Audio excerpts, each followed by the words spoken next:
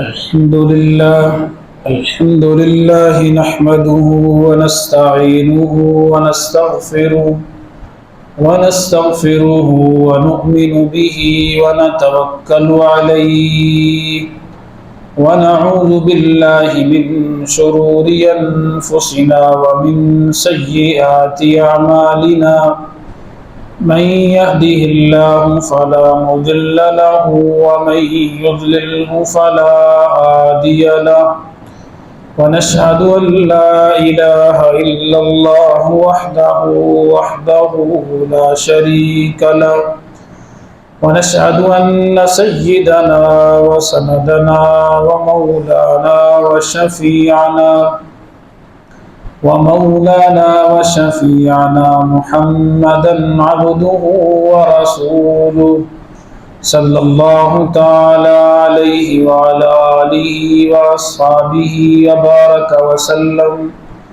وبارك وسلم تسليما كثيرا وداعيا إلى الله بإذنه وسراجا منيرا أما بعد فأعوذ بالله من الشيطان الرجيم بسم الله الرحمن الرحيم يا أيها الذين آمنوا استعينوا بالصبر والصلاة إن الله مع الصابرين ولا تقولوا لمن يقتل في سبيل الله أموات بل أحياء ولكن لا تشعرون وقال النبي صلى الله عليه وسلم الحسن والحسين سيدا شباب أهل الجنة أو كما قال عليه الصلاة والسلام آمنت بالله صدق الله مولانا العظيم وصدق رسوله النبي الأمي الكريم ونحن على ذلك لمن الشاهدين والشاكرين والحمد لله رب العالمين۔ میرے انتہائی واجب الاحترام بزرگوں اور عزیز بھائیوں، گزشتہ جمعۃ المبارک کو ہم نے واقعہ کربلا کا کچھ حصہ آپ حضرات کے سامنے عرض کیا کہ حضرت امام حسین رضی اللہ تعالیٰ عنہ جب مکہ مکرمہ سے کوفہ چلے تو ان کے ساتھ کیا حالات پیش آئے، اور پھر ایک میدان کربلا میں ان کو اور ان کے قافلے کے 72 لوگوں کو شہید کر دیا گیا، جن میں سے اہل بیت کی تعداد مختلف روایات میں مختلف ہے۔ بعض روایات میں 32 ہے اور بعض میں 33 ہیں، کچھ روایات میں اس سے کم بھی ہے، لیکن ٹوٹل 72 افراد میدان کربلا میں شہید ہوئے، اور صرف اہل بیت کا ایک فرد بچا، مرد، جو حضرت حسین رضی اللہ تعالیٰ عنہ کے بیٹے تھے،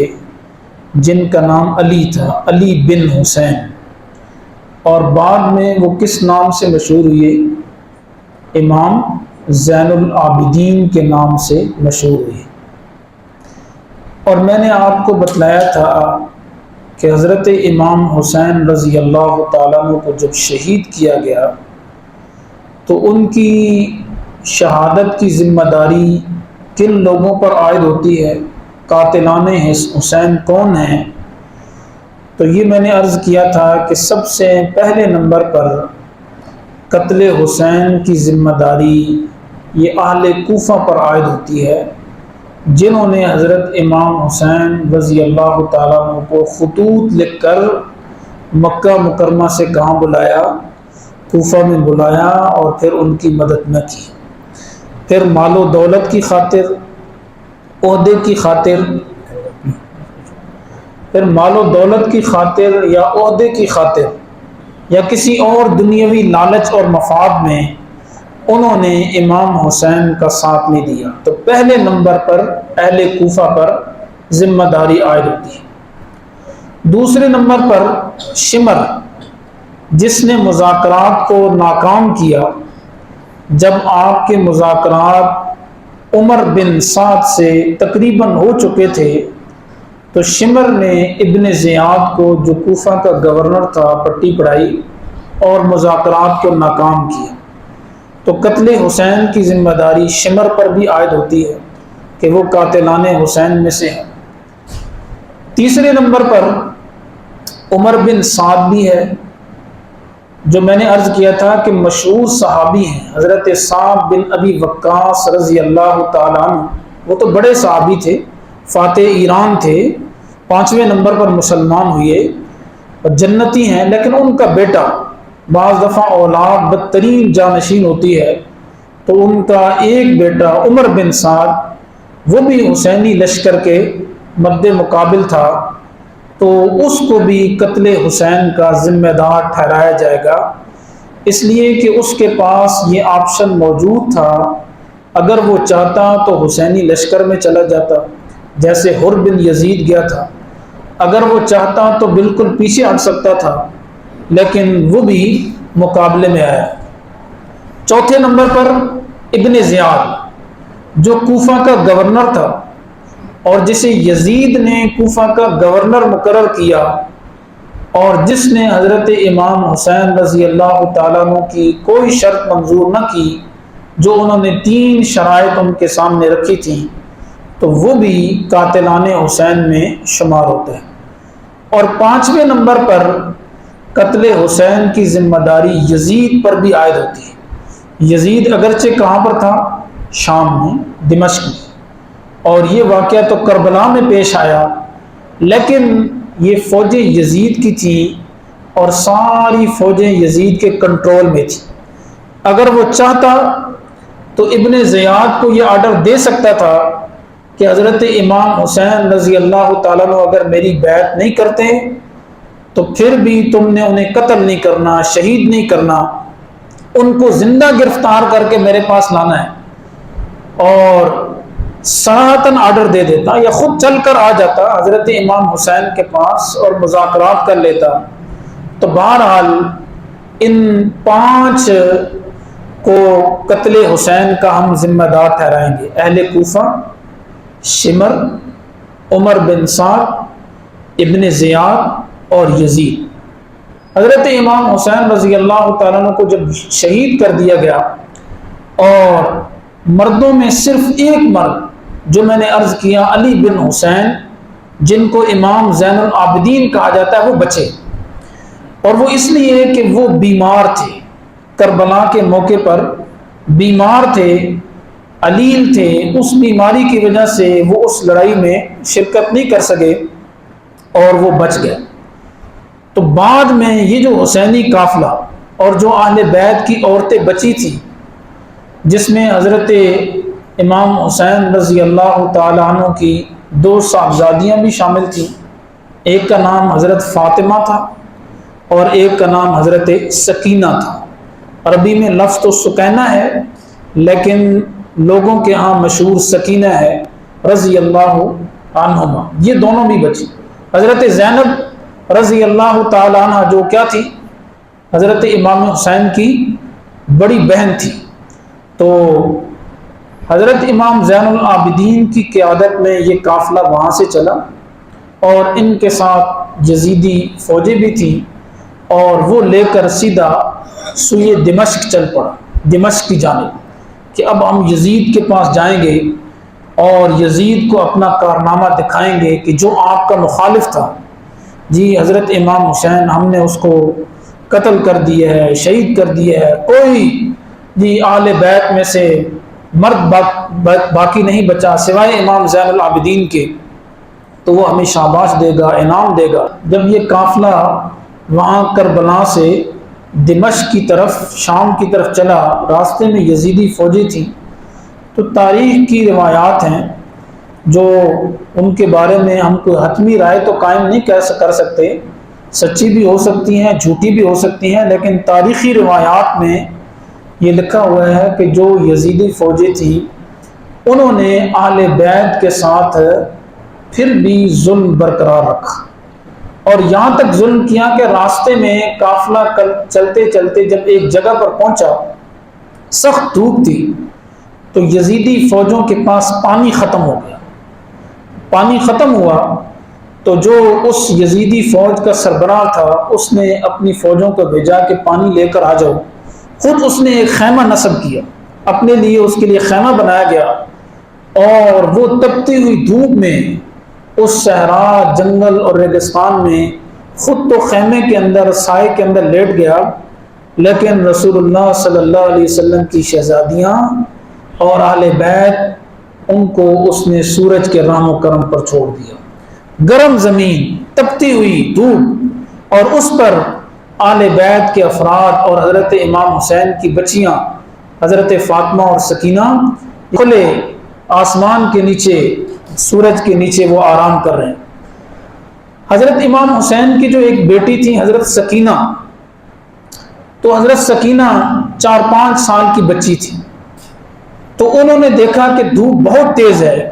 تھوڑا دور ان کو ایک درخت نظر آیا،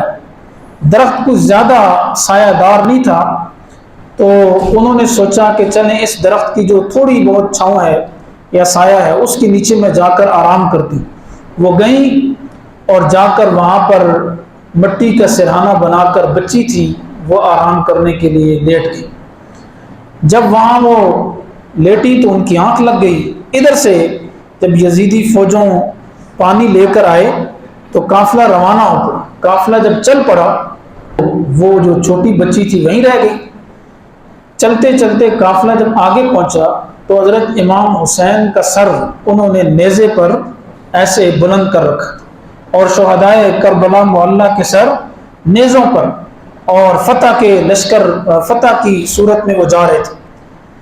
کہ اچانک حضرت امام حسین کا سر جس نیزے پر تھا وہ نیزہ زمین میں گڑ گیا، وہ نیزہ حرکت نہیں کرتا۔ تو حضرت امام زین العابدین نے حضرت زینب سے کہا، جو ان کی پھوپھی تھی، کہ آپ دیکھیں یہ کیا وجہ ہے کہ اب یہ قافلہ آگے نہیں چل رہا، اور اس نیزے کو زمین سے جب نکالتے ہیں یزیدی فوجیں تو وہ اس سے نکلتا نہیں ہے،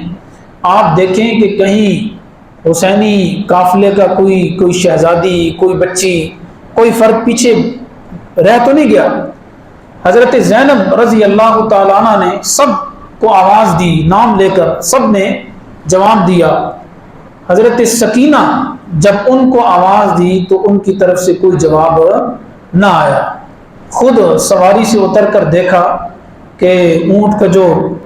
ہودج بنا ہوتا تھا اس میں وہ نظر نہ آئی، تو کہا کہ لگتا ہے سکینہ وہیں رہ گئی ہیں جہاں قافلے نے پڑاؤ کیا تھا۔ تو حضرت زینب رضی اللہ تعالیٰ عنہ واپس چلی، حضرت سکینہ کی تلاش میں وہاں پہنچی، شام کا وقت ہو چکا تھا، تو کیا دیکھا کہ ایک برقع پوش خاتون نقاب میں حضرت سکینہ کو اپنی گود میں لے کر ان کے ساتھ باتیں کر رہی ہے، اور حضرت سکینہ ان کو کربلا کی داستان سنا رہی ہیں۔ ایسے ہی سنا رہی ہیں جیسے بچے اپنے والدین سے کہانیاں سنتے ہیں اور ان کو سناتے ہیں۔ تو وہ 4-5 سال کی بچی کربلا کی داستان سنا رہی ہے کہ میرے ساتھ یہ ہوئی، ہمارے ساتھ یہ ظلم ہوا، یہ ہوا۔ تو حضرت زینب رضی اللہ تعالیٰ عنہ نے دور سے دیکھا تو کہا، اے خاتون، آپ کا میں بہت شکریہ ادا کرتی ہوں کہ اس مشکل وقت میں آپ نے ہماری اس بچی کا خیال کیا اور اس کو سنبھالا، لیکن یہ تو بتاؤ تم کون ہو؟ تو وہ کہنے لگی کہ زینب، کیا تم بھول گئی ہو میں تمہاری والدہ حضرت فاطمہ رضی اللہ تعالیٰ۔ تو حضرت فاطمہ تو فوت ہو چکی تھی، یہ حضرت فاطمہ رضی اللہ تعالیٰ عنہ کی روح تھی جو متمثل ہو کر جسم کی شکل میں سامنے آئی تھی، تاریخی روایت ہے۔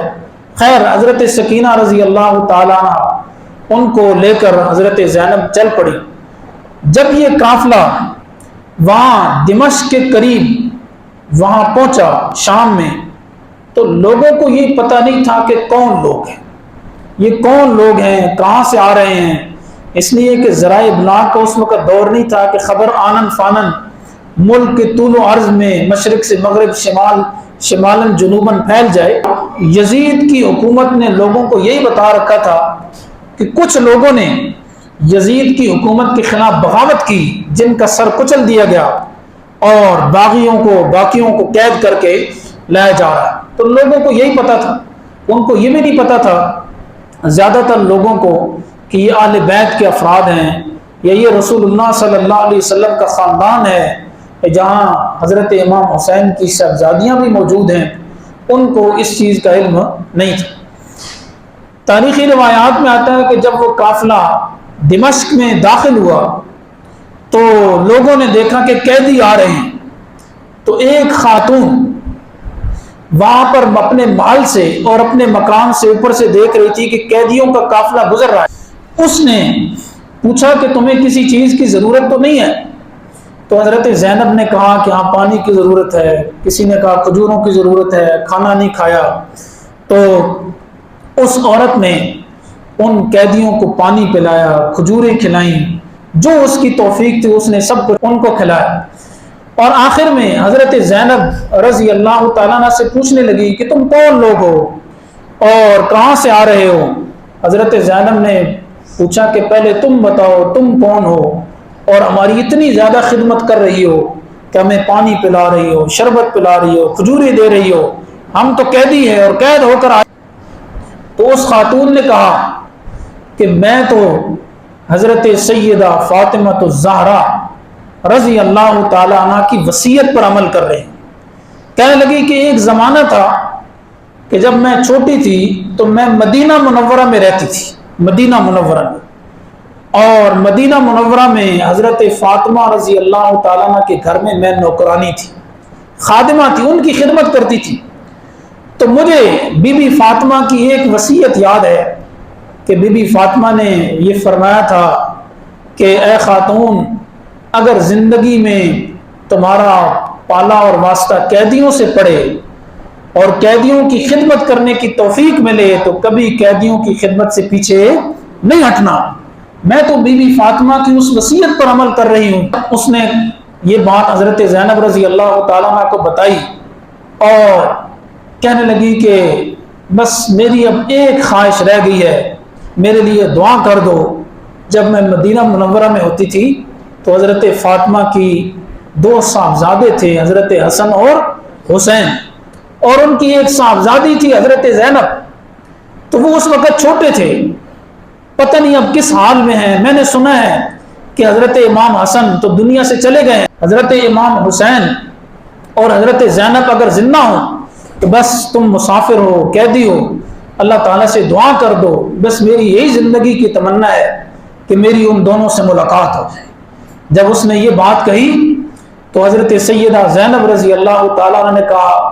اے خاتون، اللہ تعالیٰ نے تمہاری دعا قبول کر لی ہے، یہ جو سامنے پہ نیزے پہ سر چڑھا ہوا ہے یہ امام حسین کا ہے، اور تیرے سامنے میں جو قیدی خاتون ہوں سیدہ زینب حضرت فاطمہ الزہرا کی بیٹی۔ اس کی آنکھوں سے آنسو آ گئے اور اس نے خوب خدمت کی۔ بہرحال جب یہ قافلہ دمشق میں یزید کے دربار میں پہنچا، یزید نے، روایات میں آتا ہے دو طرح کی روایات ہیں۔ پہلی طرح کی روایات تو یہ ہے کہ یزید شروع میں بہت خوش ہوا کہ میرا مقابل اور جو مخالف تھا مد مقابل وہ دنیا سے چلا گیا، اس کو قتل کر دیا گیا۔ لیکن بعد میں جب اس نے دیکھا کہ سب سے زیادہ لوگ اس کے مخالف ہو گئے اور ہر طرف اس کے خلاف ایک بغاوت شروع ہو گئی کہ یہ آل بیت کا دشمن ہے، اس نے خاندان رسول کو قتل کیا ہے، تو اس نے افسوس کا اظہار کیا اور کہنے لگا ہائے کاش ابن زیاد امام حسین کو قتل نہ کرتا اور آج میری اتنی مخالفت نہ ہوتی اور میں کسی نہ کسی طریقے سے امام حسین کو یہاں بلا لیتا، اپنے پاس رکھتا، ان کے ساتھ میری بات چیت یا مذاکرات کامیاب ہو جاتے۔ تو اس نے افسوس کا اظہار کیا، لیکن بعض روایات میں ہے کہ شروع میں وہ خوش ہوا۔ اور دوسری روایات یہ ہے کہ جب یزید کو پتہ چلا کہ حضرت امام حسین کو کربلا میں شہید کر دیا گیا تو یزید نے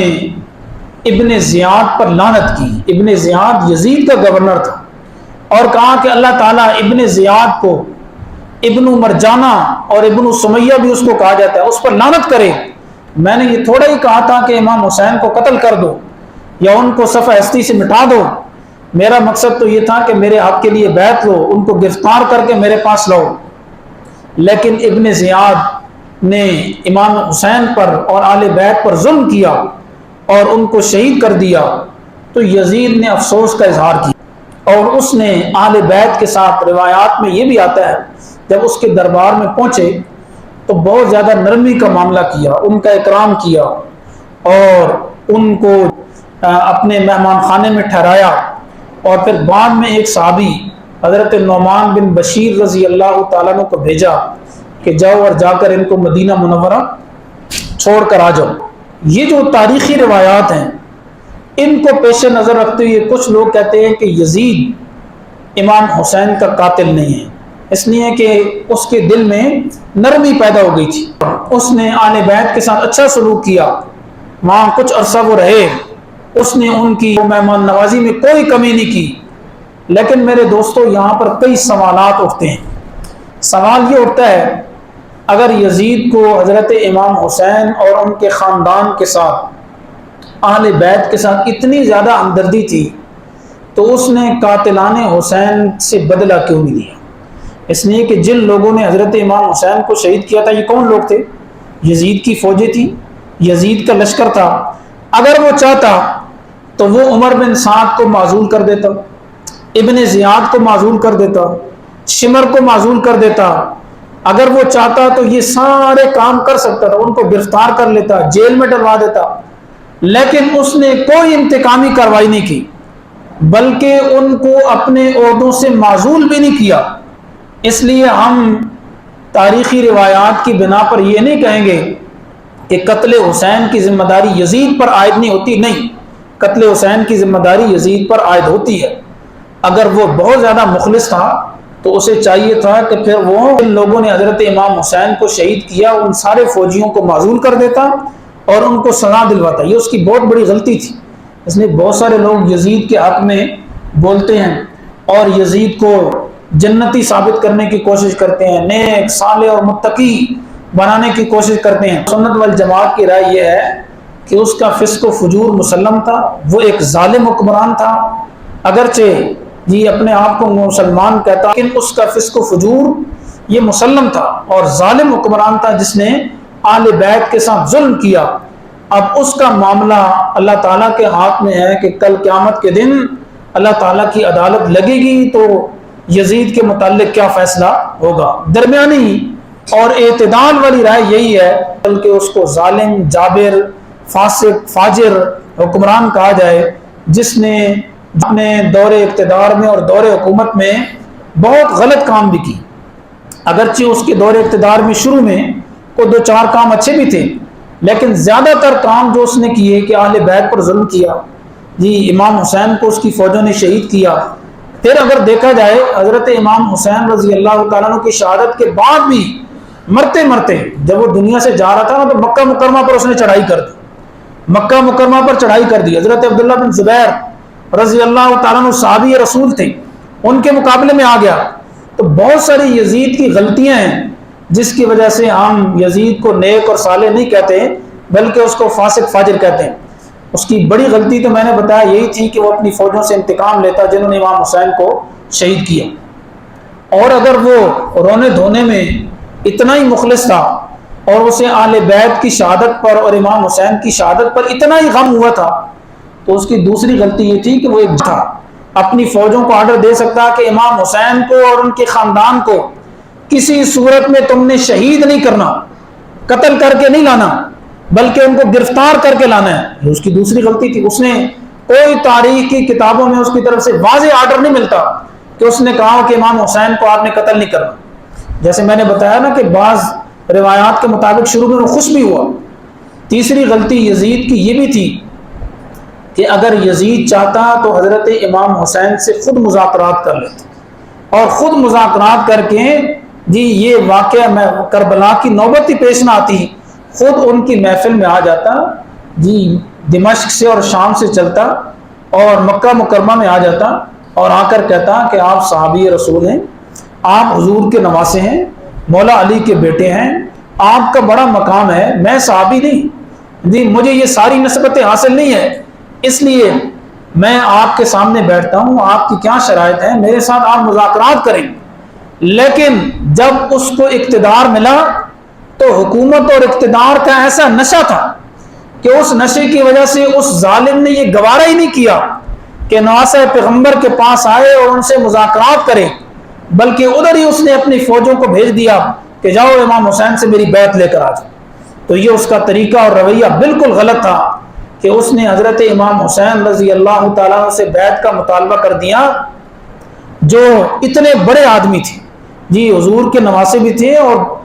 بڑی عمر کے آدمی تھے، بڑے صحابی تھے، بڑا ان کا مقام اور مرتبہ تھا۔ اس لیے یزید کی بہت ساری غلطی ہیں، اگر وہ چاہتا تو اپنے والد حضرت امیر معاویہ رضی اللہ تعالیٰ عنہ کی سنت زندہ کر سکتا تھا۔ حضرت امیر معاویہ رضی اللہ تعالیٰ عنہ کا بھی کچھ صحابہ کے ساتھ کیا ہوا، اختلاف ہوا، ایک اجتہادی اختلاف تھا، ہو جاتا ہے، ائمہ کرام میں اختلاف ہو جاتا ہے، علماء میں ہو جاتا ہے، لیکن حضرت امیر معاویہ رضی اللہ تعالیٰ عنہ ادب کا دامن نہیں چھوڑا، خود چل کر آئے، اور خود چل کر آئے، کئی صحابہ سے انہوں نے مذاکرات کیے۔ حضرت امام حسن رضی اللہ تعالیٰ عنہ اور حضرت امام حسین رضی اللہ تعالیٰ عنہ، جب حضرت امام حسن نے صلح کی تو یہ دونوں حضرات حضرت امیر معاویہ رضی اللہ تعالیٰ عنہ کے پاس چل کر گئے، جیسے ہم نے پہلی تقریر میں عرض کیا تھا، اور ان کے ساتھ صلح کی، تو مذاکرات کے ساتھ معاملات کو حل کیا۔ اگر یزید یہ چاہتا تو اپنے والد کی یہ سنت زندہ کر سکتا تھا، لیکن جی اقتدار اور حکومت کے نشے میں، قوت اور طاقت کے نشے میں، اس نے جو اس کا مد مقابل آیا اس کو کچل ڈالا، جو اس کے سامنے جس نے جی کوئی آواز بلند کی تو اس نے اس کو کچل ڈالا اور مار ڈالا۔ بلکہ یہاں تک آتا ہے کہ جب دمشق میں یزید کے سلطنت میں اور اس کے دربار میں آل بیت کے افراد موجود تھے، تو ایک شامی آدمی کھڑا ہوا، اور اس نے ملک شام کا، اسے یہ معلوم نہیں تھا کہ یہ آل بیت کی لوگ ہیں، یہ حضور کی کیا ہیں، شہزادیاں ہیں، حضرت امام حسین کی شہزادیاں ہیں، آل بیت کے افراد اور ان کی عورتیں ہیں۔ اس نے کوئی نازیبہ بات کہی، آل بیت کی عورتوں کے متعلق کوئی نامناسب بات کہی، حضرت زینب رضی اللہ تعالیٰ عنہ نے اس کو ڈانٹا اور کہا کہ تمہیں یہ اختیار نہیں ہے۔ یزید نے جب یہ سنا تو یزید کہنے لگا مجھے یہ بھی اختیار ہے،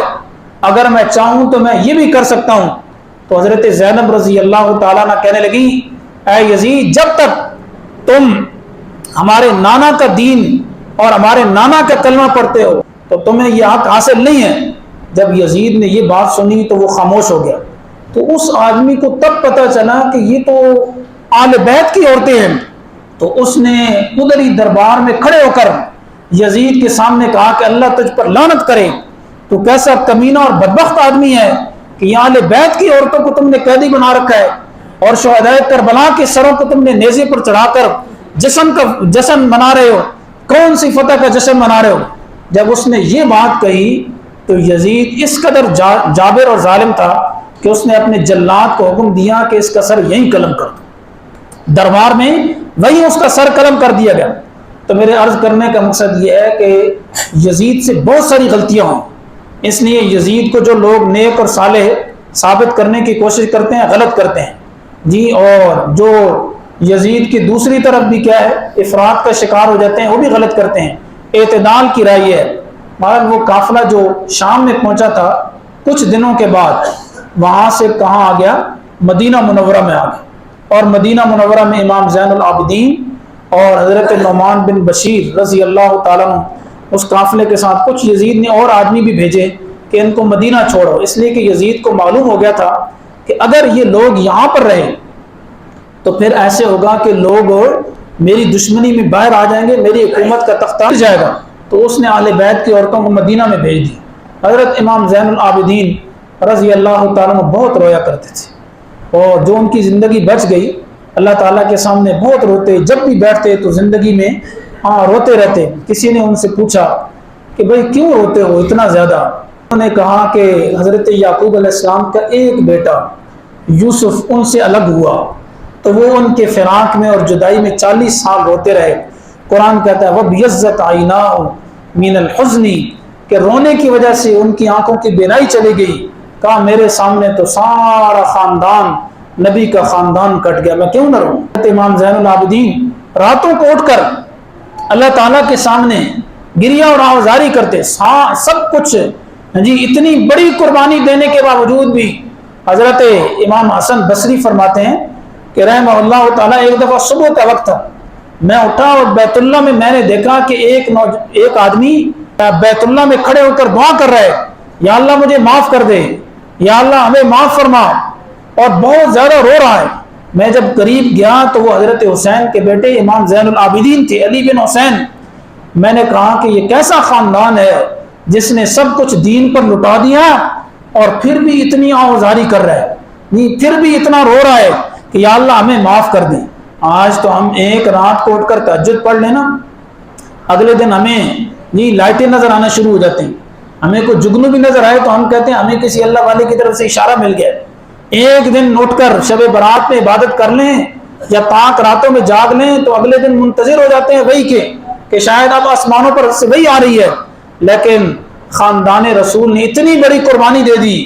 لیکن جو بچ گئے انہوں نے بھی ساری زندگی آوازاری میں, اللہ کی محبت میں, مناجات میں, رونے دھونے میں اور اللہ تعالیٰ سے معافی مانگنے میں گزار دی, حالانکہ وہ جنتی لوگ تھے. تو میرے دوستو یہ ان کے دلوں میں اللہ کی محبت تھی. تو یہ واقعہ کربلا مختصر وہ مکمل کیا. بعد میں قاتلان حسین کے ساتھ کیا ہوا؟ قاتلان حسین کا بڑا برا انجام ہوا. ان کا یہ انجام ہوا کہ ایک ایک آدمی, کوئی آدمی آگ میں جل گیا, کوئی آدمی اس کا منہ کالا ہو گیا. ایک علامہ ابن جوزی نے لکھا ہے کہ ایک آدمی جس نے حضرت امام حسین کے سر کو گھوڑے کے ساتھ لٹکایا تھا نا اور لے کر جا رہا تھا, تو بعد میں اس آدمی کا منہ اتنا کالا سیاہ ہو گیا جیسے تارکول اور لک ہوتی اس کی طرح. کسی نے اس سے پوچھا کیا وجہ ہے, تم تو بہت خوبصورت نوجوان تھے. اس نے کہا جب سے میں نے امام حسین کے سر کے ساتھ یہ گستاخی کی کہ گھوڑے کی گردن کے ساتھ لٹکایا, روزانہ سوتا ہوں خواب میں دو آدمی آتے ہیں مجھے پکڑ کر آگ کی طرف دھکیلتے ہیں. اب میری یہ حالت ہو گئی ہے کہ میرا منہ کالا سیاہ ہو گیا. علامہ ابن جوزی نے لکھا کہ ایک آدمی جس کا نام ہے سدی, تو وہ کہتا ہے کہ میں نے ایک محفل میں شریک تھا, اس میں بہت سارے لوگ شریک تھے. تو اس محفل میں یہ بات چل پڑی کہ اللہ تعالیٰ نے قاتلان حسین کو دنیا میں عبرتناک سزا دی,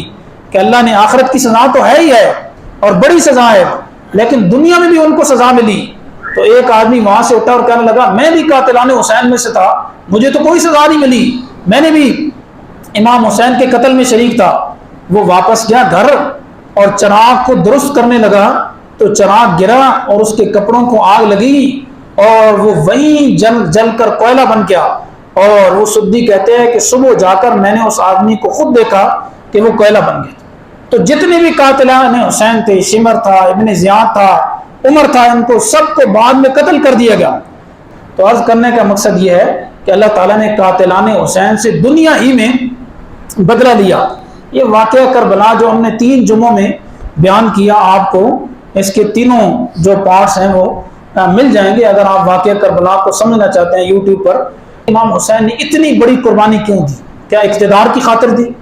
حکومت کی خاطر دی, عہدے کی خاطر دی؟ کیا وہ مکہ سے کوفہ جا رہے تھے کے لیے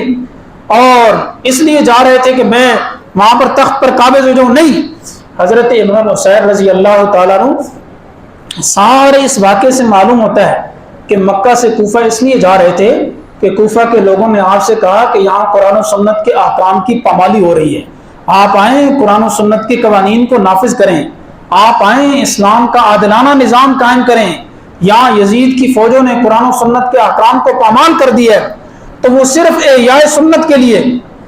اللہ تعالیٰ کے احکام کو زندہ کرنے کے لیے, اسلام کے عادلانہ نظام کو لوگوں کے سامنے رکھنے کے لیے اتنی بڑی ایک ظالم جابر حکمران کے سامنے ڈٹ گئے.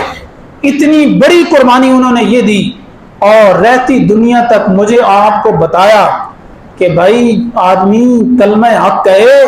اور کلمہ حق کہنے کے بعد جان جاتی ہیں چلی جائے, مال جاتا ہے چلی جائے, اولاد بیوی بچے جاتے ہیں, سب کچھ قربان ہو جائے, لیکن یہ آدمی اس کلمہ حق سے پیچھے نہ ہٹے. اتنی بڑی قربانی دی حق کی خاطر اور آج جو لوگ جی حضرت امام حسین رضی اللہ تعالیٰ عنہ کا نام لے رہے ہیں، یا مسلمان ہم سبھی ان سے محبت کرتے ہیں، ہم سوچیں اور غور کریں کہ کیا ہم حسینی مشن پر قائم ہیں؟ اگر تو حسینی مشن پر قائم ہیں کہ ظلم کو ظلم کہتے ہیں، ظالم کے خلاف ڈٹ جاتے ہیں، پھر تو آپ حسینی ہیں، پھر تو اس پر اللہ کا شکر ادا کریں۔ لیکن اگر ہمارا رویہ دوغلی پالیسی ہے کہ یہاں کچھ مظلوم کے سامنے اس کی حمایت اور ظالم کے پاس جائیں تو اس کی حمایت، ہر جگہ پر جا کر دوغلی پالیسی اختیار کریں اور دو رخی اختیار کریں، تو پھر یاد رکھیے ہم حسینی مشن پر نہیں ہیں۔ ہمیں توبہ اور استغفار کرنا چاہیے اور حسینی مشن پر آنا چاہیے۔ اللہ تعالیٰ سے دعا ہے کہ اللہ تعالیٰ مجھے اور آپ کو اہل بیت کے ساتھ محبت نصیب فرمائے، صحابہ کرام کے ساتھ محبت نصیب فرمائے۔ صحابہ کرام اور اہل بیت ہماری ایمان کا حصہ ہیں۔ ہمارا ایمان صحابہ کی محبت کے بغیر یا اہل بیت کی محبت کے بغیر مکمل نہیں ہوتا۔ کچھ لوگ اہل بیت سے محبت کرتے ہیں، صحابہ کو اہل بیت کا دشمن کہتے ہیں۔ کچھ لوگ صحابہ سے محبت کرتے ہیں اور اہل بیت سے محبت نہیں کرتے۔ اہل سنت والجماعت صحابہ اور اہل بیت دونوں سے محبت رکھتے ہیں، دونوں کو جنتی سمجھتے ہیں، باوجود ان کے آپس میں اجتہادی اختلافات کے ہم یہ کہتے ہیں کہ سارے صحابہ جنتی ہیں، سارے صحابہ عادل ہیں، سارے صحابہ اولئک هم الراشدون ہیں، سارے صحابہ اولئک هم المفلحون ہیں، سارے صحابہ رضی اللہ عنہم ورضوا عنہ ہیں، سارے صحابہ اشداء علی الکفار رحماء بینہم کی عملی تصویر ہیں۔ کسی ایک صحابی سے اگر کوئی آدمی بغض رکھے گا، دل میں نفرت رکھے گا، چاہے ایک نہیں 1000 حج کرے، ساری زندگی بیت اللہ کا طواف کرتا رہے، اگر دل میں صحابی کے بارے میں بغض ہے، نفرت ہے، آل بیت کے کسی فرد کے متعلق بغض اور نفرت ہے، وہ جنت میں نہیں جائے گا، اس کا ایمان نامکمل ہے، اس کا ایمان ادھورا۔ یزید کو جو مرضی کہیں، اس لیے کہ یزید صحابی رسول نہیں، لیکن اگر حضرت امیر معاویہ رضی اللہ تعالیٰ عنہ کو میدان اس واقعہ کربلا کی وجہ سے برا بھلا کہیں گے تو پھر اپنے ایمان کی خیر منائیں۔ یا حضرت علی اور حضرت امیر معاویہ کے اختلاف کی وجہ سے، حضرت علی اور حضرت عائشہ رضی اللہ عنہما ان کے اختلاف کی وجہ سے، جو اجتہادی اختلاف تھا، اس کی وجہ سے دونوں میں سے کسی ایک کو برا بھلا کہیں گے تو اپنے ایمان کی خیر منائیں، اس لیے کہ میرے آقا نے فرمایا اصحابی کالنجوم بأیہم اقتدیتم اہتدیتم، میرے سارے صحابہ ستاروں کی مانند ہیں، جس کے پیچھے چلو گے فرمایا ہدایت پا جاؤ گے۔ اللہ نے قرآن میں فرمایا فَإِنْ آمَنُوا بِمِثْلِ مَا آمَنْتُمْ بِهِ فَقَدْ اهْتَدَوْا، اگر تم ویسے ایمان لاؤ جیسے صحابہ ایمان لائے تو تب تمہارا ایمان معتبر ہے۔ اللہ تعالیٰ نے صحابہ کو ایمان کے لیے معیار بنایا، صحابہ معیار حق ہیں، اور قرآن کریم میں پہلے پارے میں اللہ تعالیٰ نے ان لوگوں کو، ان منافقین مدینہ کو جنہوں نے حضور صلی اللہ علیہ وسلم کے صحابہ کو بے وقوف کہا، کہنے لگے انؤمن کما آمن السفہاء، کیا ہم ایسے ایمان لے آئیں جیسے یہ بے وقوف ایمان لائے؟ تو اللہ تعالیٰ نے 4 تاکیدات ذکر کر کے اعلیٰ ان ہم المفسدون پر الف لام، اہل عرب سمجھتے ہیں، اہل علم سمجھتے ہیں، 4 تاکیدات لا کر جن لوگوں نے صحابہ کو بے وقوف کہا، اللہ تعالیٰ نے کہا پکی بات ہے یہی بے وقوف اور جاہل ہیں جو میرے نبی کے یاروں اور صحابہ کو جاہل اور بے وقوف کہتے ہیں۔ اس لیے میرے دوستوں، صحابہ اور اہل بیت کی محبت کے بغیر ہمارا ایمان نامکمل ہے۔ اللہ تعالیٰ سے دعا ہے کہ اللہ ہمیں صحابہ اہل بیت کی محبت نصیب فرمائے اور کل قیامت کے دن ہم گناہ گاروں کا حشر بھی ان کے ساتھ فرمائے۔